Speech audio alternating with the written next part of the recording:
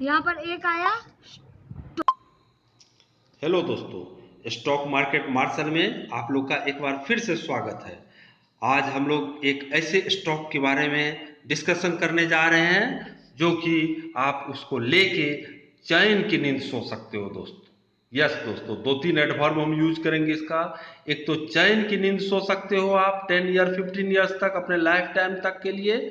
और दूसरा, पहले जमाने में जो आदमी सोना रखता था हम लोग के पूर्वज, उसी तरह का ये भी स्टॉक लेके आप आराम से रह सकते हो और गर्व कर सकते हो कि इस टाइप का मेरे पास स्टॉक है।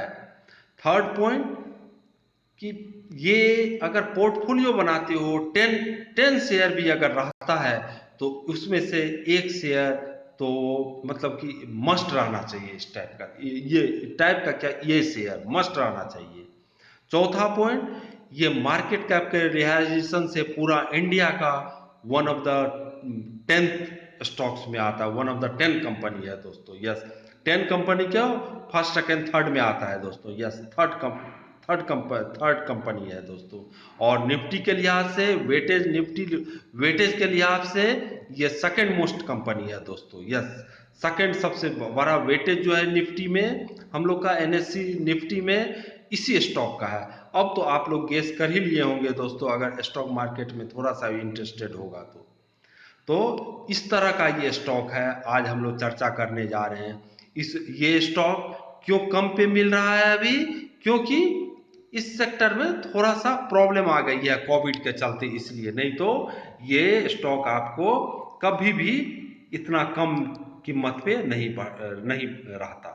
और आगे बढ़ने से पहले मेरा एक गुजारिश रहेगा कि आप लोग चैनल को सब्सक्राइब करना नहीं भूलें, जो फर्स्ट टाइम देख रहे हैं, क्योंकि इस तरह का वीडियो आप लोग को रेगुलर इंटरवल पर देखने को मिलते रहेगा। और जो इससे पहले जो वीडियो बनाए हैं उसको भी जरूर देखते रहिएगा। जैसे आईआरसीटीसी का तो मैं 3-4 वीडियो बना चुका हूँ, और क्या शेयर जो है रॉकेट की तरह से उड़ा है दोस्तों, आप देख सकते हो। आज भी ये है अनलॉक का ट्रेड है दोस्तों, ये मोनोपोली बिजनेस है। तो आज भी देखिएगा, ये मैं वीडियो बनाया हूँ उससे उससे न्यूज रिलेटेड जरूर देखिएगा। और बहुत सारा वीडियो है। एक तो फंडामेंटल एनालिसिस के तरफ से लॉन्ग टर्म का भी पोर्टफोलियो है, उसको भी देखिएगा। एक दीपावली के लिए भी बनाए हैं 10 दिन पहले 15 दिन पहले, उसका तो मैक्सिमम का देखिएगा तो टारगेट भी आ चुका है दोस्तों, या 10% रखे हुए थे दीपावली तक का। तो बहुत सारा बोनाफाइड जो स्टॉक है उसका टारगेट भी रीच कर चुका है दोस्तों। तो इस तरह का शेयर आपको देखने के लिए मिलते रहेगा, लेकिन एक ही कंडीशन है, फ्री ऑफ कॉस्ट चैनल को सब्सक्राइब जरूर करें। अब हम लोग चलते हैं अपने डेटा की तरफ दोस्तों। यस, फ्राइडे का प्राइस जो है मीन्स 9 सितंबर का इस स्टॉक का प्राइस है 1567। यस दोस्तों, 1567। ये पॉइंट पॉइंट सिक्स मैं 0.6% का निगेटिव रिटर्न दिया फ्राइडे को। यस, 9.4 पॉइंट गिर के बंद हुआ।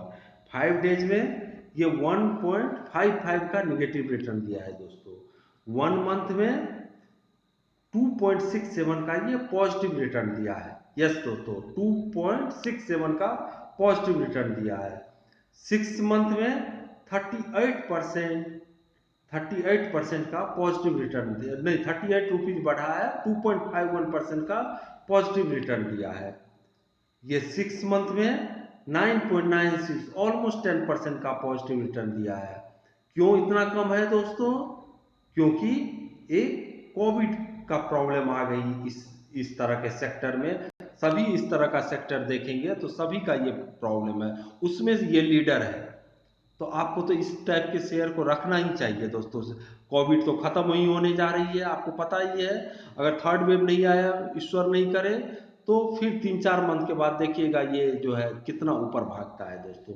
मिनिमम कोविड नहीं रहता तो 6 मंथ में 15 से 20% का हम लोग एक बोनाफाइड पॉजिटिव रिटर्न का गेस कर ही सकते हैं दोस्तों। यस, अभी 1 ईयर में ये 48% का पॉजिटिव रिटर्न दिया है। यस दोस्तों, 48% का पॉजिटिव रिटर्न दिया है। 5 ईयर्स में ये 141% का पॉजिटिव रिटर्न दिया है दोस्तों।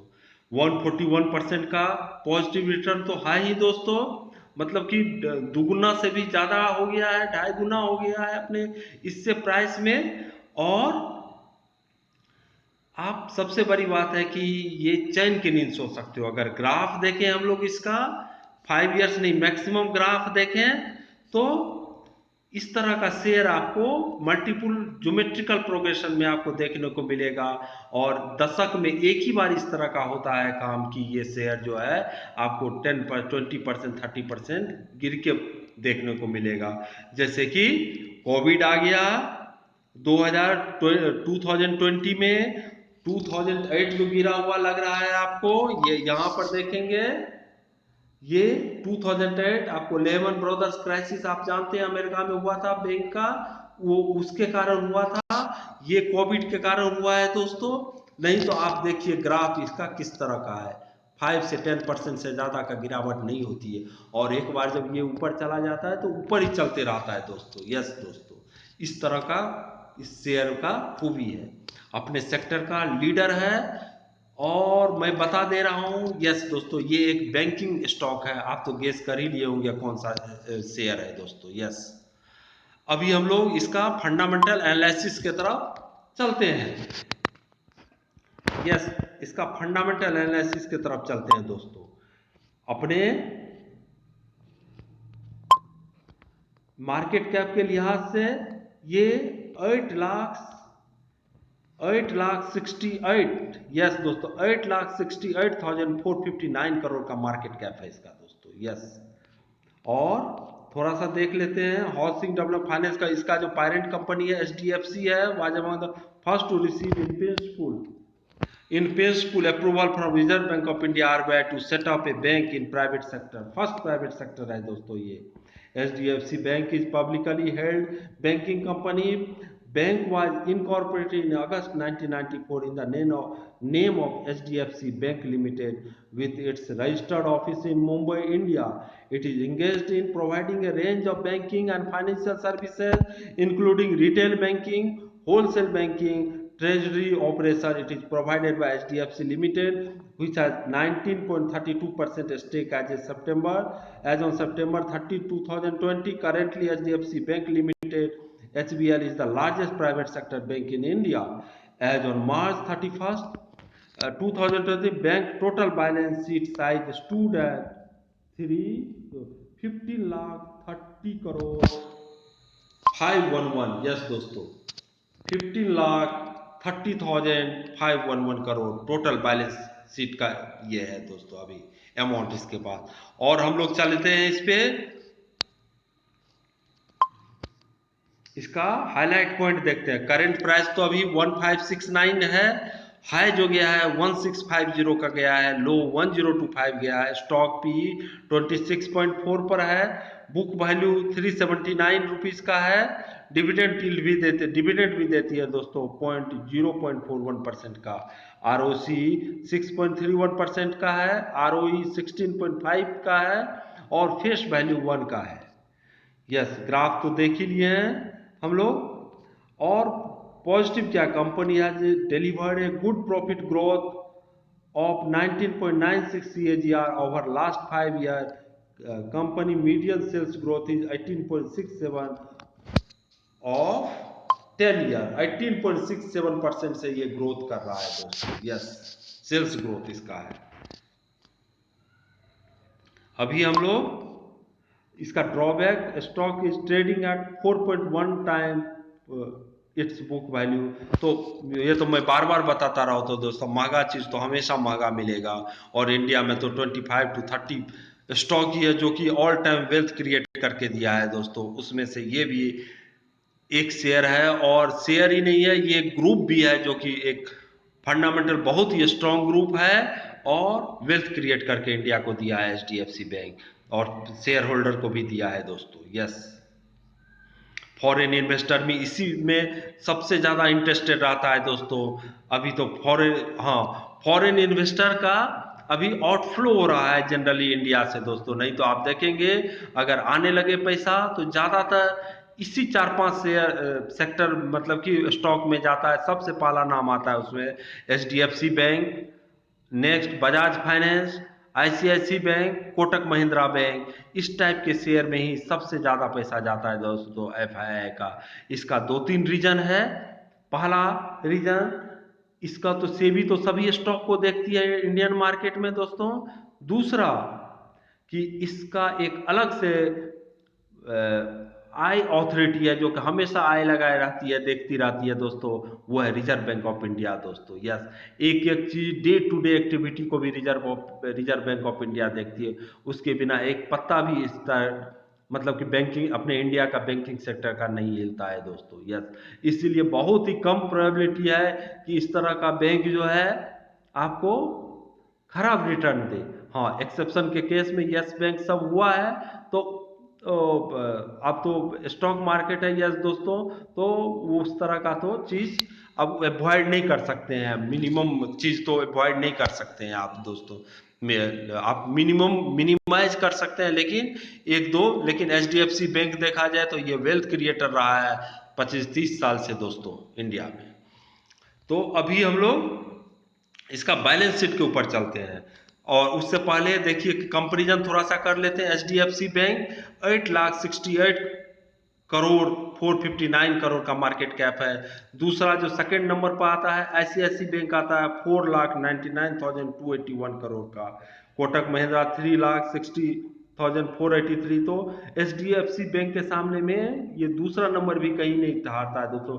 40% मिनिमम मार्केट कैप कम है दोस्तों। यस, और जो बड़ा है इंडिया में, ये भी कहावत सुनने को मिलती है, वो बड़ा ही होते जाता है दोस्तों। बड़ा ग्रुप, बड़ा बिजनेस, बड़ा ही होते जाता है दोस्तों। यस, अभी हम लोग रेवेन्यू क्वार्टरली रिजल्ट के इसमें चलते हैं दोस्तों।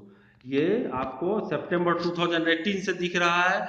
इसका जो रेवेन्यू था 25,703 करोड़ का था, और बढ़ते बढ़ते ये हो गया है आपको जून 2020 में 32,254 करोड़ का। यस दोस्तों, 25,703 2018 में, अभी 32,254 करोड़ का प्रॉफिट देख लेते हैं दोस्तों। इसका हम लोग नेट प्रॉफिट, तो सितंबर 2018 में 5,322 करोड़ का नेट प्रॉफिट था, जो कि अभी बढ़ के हो गया है 7,922 करोड़। यस दोस्तों, 7,922 करोड़ का नेट प्रॉफिट हो गया है।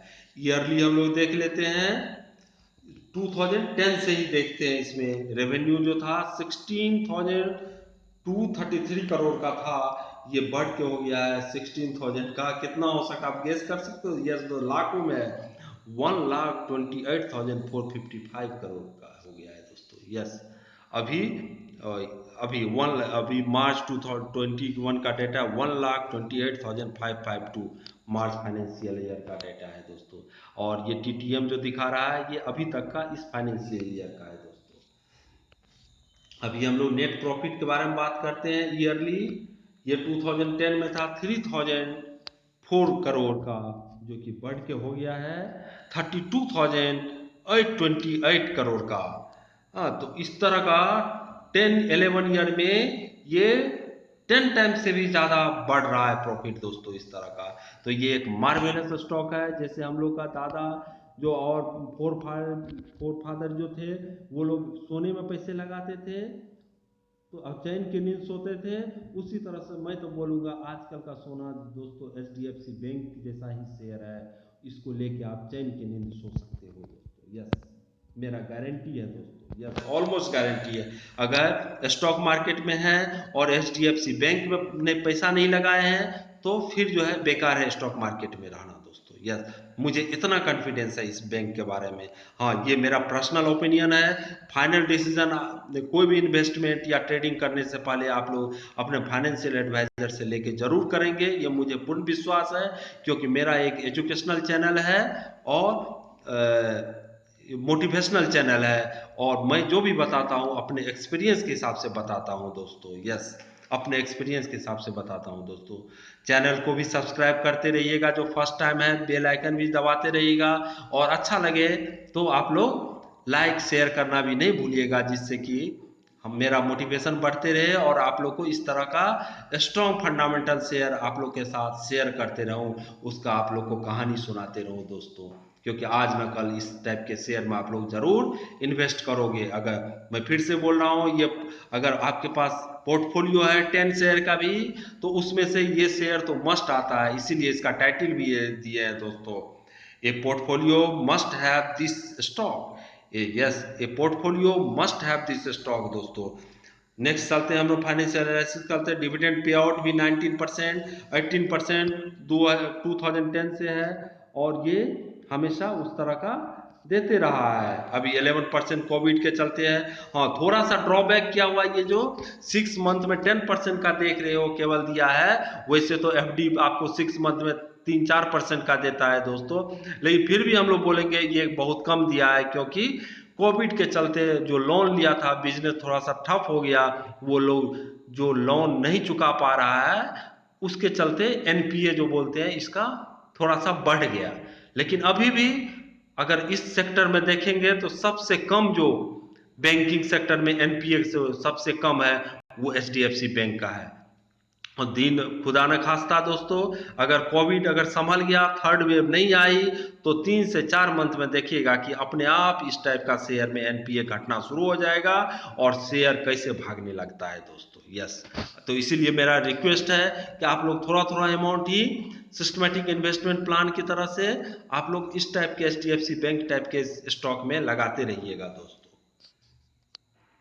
अच्छा, 10 ईयर में ये 20% का पॉजिटिव रिटर्न दिया है, 5 ईयर्स में 15% का पॉजिटिव रिटर्न दिया है, 3 ईयर में 15% का पॉजिटिव रिटर्न नहीं, सेल्स ग्रोथ हुआ है। और हम लोग देख लेते हैं रिटर्न ऑन इक्विटी क्या मिला है। 10 ईयर में 18% के हिसाब से ये कंपाउंडिंग हुआ है दोस्तों, 5 ईयर में 17% के हिसाब से कंपाउंडिंग हुआ है, और 3 ईयर्स में 17% के हिसाब से कंपाउंडिंग हुआ है। और स्टॉक प्राइस सीएजीआर, ये है स्टॉक प्राइस सीएजीआर।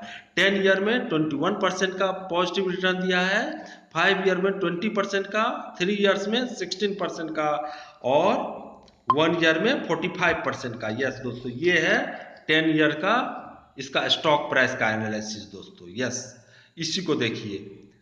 तो अगर 10 ईयर में 21% का कंपाउंडिंग दे रहा है दोस्तों, चैन की नींद इस टाइप के स्टॉक को लेकर सो सकते हैं, इससे अच्छा और क्या चाहिए दोस्तों।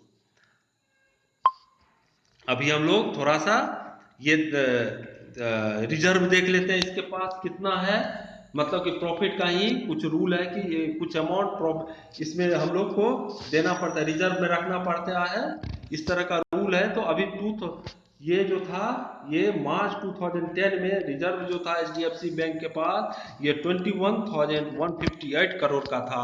अभी बढ़ के हो गया है दोस्तों 2,09,259 करोड़ का दोस्तों। यस, रिजर्व भी देखेंगे, ये डायरेक्ट होता है कि किस तरह से शेयर मेरा बढ़ते जाता है। तो ये रिजर्व पर, कैश एंड कैश पर निर्भर करता है दोस्तों। 21,000 करोड़ का था, अभी जो हो गया है 2,09,259 करोड़ का इसके पास रिजर्व हो गया। बोरोइंग हम लोग नहीं देखेंगे बैंक में, क्योंकि ये लोन किसी से लोन लेती है और आपको लोन देती है, तो बीच का जो इंटरेस्ट आता है यही इसका जो प्रॉफिट होता है। तो बैंकिंग शेयर में बोरोइंग हम लोग लोन नहीं देखते हैं दोस्तों, क्योंकि ये खुद ही लोन लेती है तभी आपको लोन देती है, और बीच का जो मार्जिन रहता है वो ये लोग खाता है। मेन इनकम इसका यही है, तो इसीलिए बैंकिंग शेयर में बोरोइंग नहीं देखा जाता है। अभी हम लोग शेयर होल्डिंग पैटर्न पर चलते हैं दोस्तों। यस, और सुप्रीम कोर्ट का रूल भी है, सुप्रीम कोर्ट नहीं, आरबीआई का रूल भी है दोस्तों, कि बैंकिंग में 26% से 27% से ज़्यादा नहीं होना चाहिए किसी भी प्रोमोटर का। इसीलिए ये जो भी बैंकिंग में मालिक है, ऑनर है, उसको 26% से कम रखना ही रखना पड़ेगा दोस्तों। तो देखिएगा इसका जो है 25.97 प्रोमोटर के पास है, और एफआईआई के पास ऑलमोस्ट 40% का है दोस्तों, एग्जैक्टली 39.79। यस, इसीलिए इसको one of the FII favourite stock बोला जाता है। जिस दिन एफआईआई का फ्लो फिर शुरू हो गया, सबसे पहला स्टॉक ये होता है दोस्तों एचडीएफसी बैंक, जिसमें कि एफआईआई पैसा लगाता है। और देखेंगे भी सबसे ज़्यादा जो इसका होल्डिंग है वो एफआई फॉरेन इंस्टीट्यूशन इन्वेस्टर के पास ही है दोस्तों, क्योंकि इसमें दो रेगुलेटरी काम करता है, एक तो सेबी है, दूसरा आरबीआई है, और आरबीआई तो डे टू डे वर्क भी देखता है इसका दोस्तों।